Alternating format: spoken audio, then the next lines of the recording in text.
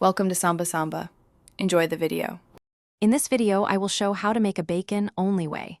Start with a well-trimmed pork belly, apply a salt and sugar cure evenly, and refrigerate for 5 to 7 days.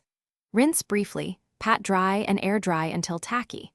Smoke at 200 degrees F with mild wood until the center hits 145 degrees F, then chill before slicing.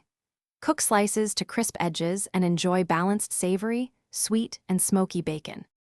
Curing is simple but precise for great bacon. Measure salt and sugar per pound, massage evenly into the pork, and store in a sealed bag on a tray. Flip the belly daily so the cure redistributes and draws out moisture.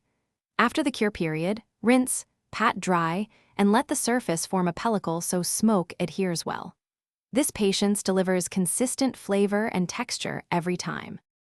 If you're enjoying this guide, please subscribe and like, it really helps. Quick recommendation: pick up a pair of darn tough socks for long kitchen shifts. They feel great and come with a lifetime warranty. I always joke that good socks are as essential as good bacon. Check the description for the link and other deals and grab a pair if you want. Now let's get back to the video. Smoking transforms cured pork into classic bacon with depth.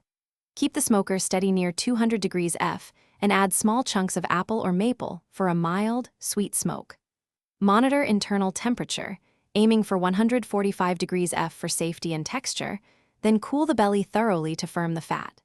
Slice thin for crisp strips or thicker for chewy bites, and pan-fry gently to render fat for perfect browning and flavor.